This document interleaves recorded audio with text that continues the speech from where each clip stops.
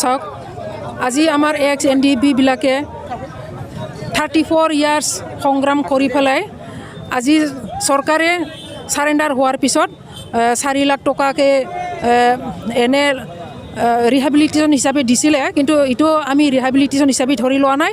আজি তেওঁলোকে দিলেও বেংকৰ পৰা লোন হিচাপেহে কেইটামান কাম কৰিবলৈ তেওঁলোকে ল'ব পাৰিছে, কিন্তু ফিক্সড ডিপজিট হিচাপেহে এতিয়াও চৰকাৰৰ হাততে আছে 4 লাখ টকা।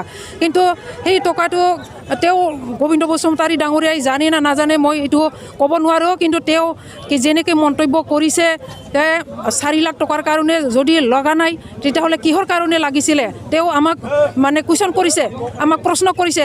আমি সেই প্ৰশ্নটো আজি দেখুৱাই দিছোঁ যে তেওঁ কি ভাবি পেলাই XNDBৰ ওপৰত এনেকৈ ঠাট্টা কৰিছিলে বা ঠাট্টা কৰিছিল না নিন্দা কি কৰিছিল আমি এইটো ক'ব নোৱাৰোঁ। তেওঁ এজন আমাৰ প্ৰতিনিধি, তেওঁ এজন MLA, তেওঁক আমি ৰাইজৰ কাৰণে কাম কৰিবলৈহে চৰকাৰৰ প্ৰতিনিধি হিচাপে আমি পঠাইছিলোঁ, কিন্তু তেওঁ এজন চৰকাৰৰ প্ৰতিনিধি হ'লেও XNDB হিচাপে তেওঁক মানে সমৰ্থন কৰি পেলাই ৰাইজে তেওঁক ভোট দিছিলে। কিন্তু আজি তেওঁ ৰাইজৰ কাম নকৰাকৈ আজি XNDBৰ ওপৰতহে যিখিনি সমস্যা আছে এই সমস্যাবোৰ নুসুধাকৈ তেওঁ কৈছে যে XNDB বিলাকে কিহৰ কাৰণে আন্দোলন কৰিছিলে। কিন্তু আজি আমি আন্দোলন কৰিব লগা বাধ্য সেইটোৱে যে তেওঁক চাওক আজি XNDB বিলাকে কিহৰ কাৰণে ইমান হাজাৰজন ৰাজপথত আহি পেলাই ধৰ্ণা দিব লগা হৈছে। তেওঁ এই সমস্যাবিলাক সমাধান হৈছে নে নাই তেওঁ একো বুজ নোলোৱাকৈ এইবিলাক কথা কোৱাটো আমি দুৰ্ভাগ্যজনক বুলি ক'ব লাগিব।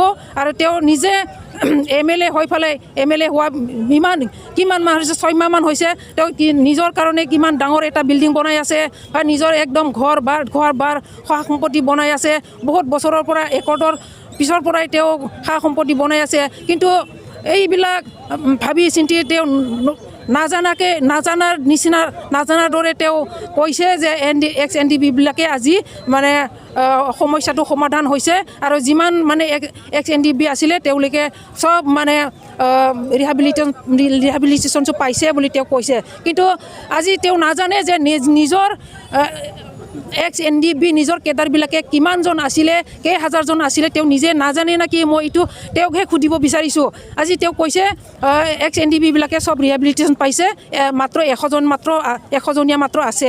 কিন্তু তেওঁ জানে না নাজানে মই এইটোহে সন্দেহ যে নিজৰ কেডাৰ কিমান আছিলে, কেইহাজাৰজন আছিলে, কেইজন শ্বহীদ হৈছে তেওঁ জানে না নাজানে, মই এইটোহে মানে তেওঁক ক'বলৈ বিচাৰিছোঁ। আজি তেওঁ চাওক আজি আমাৰ XNDB বিলাকে কেনেকৈ কষ্ট ভুগি পেলাই আজি জংঘলৰ পৰা আহি পেলাই নিজৰ ঘৰ দুৱাৰ নাই, মাটিত শুব লগা হৈছে, নিজৰ ঘৰ নাই, ক'ত নিজৰ দাদাকৰ ঘৰত বা কাৰোবাৰ লগত থাকিব লগা হৈছে। এইবিলাক তেওঁ বুজ নোলোৱাকৈ আজি যেনেকৈ কথা কৈছে এইটো মানে আমি তেওঁৰ বিৰোধিতা কৰিছোঁ। আৰু তেওঁক মানে আমি XNDB হিচাপে তেওঁক মানে এই সমস্যাবিলাক ভালকৈ বুজি পেলাইহে কথা ক'বলৈ মই অনুৰোধ কৰিছোঁ। আজি তেওঁ MLA হৈছে বুলি তেওঁক মানে আমি সন্মান কৰিছিলোঁ, আমাৰ XNDBৰ সমস্যাবিলাক সমাধান হ'ব বুলি আমি আশা কৰিছিলোঁ, কিন্তু আজি তেওঁ সমস্যাটো সমাধান নকৰাকৈ এই যত যি মানে মুখত আহে এইবিলাকে বুকিবলৈ ধৰিছে। কিন্তু আমি এইটো সন্তুষ্ট নহয় আৰু তেওঁক মানে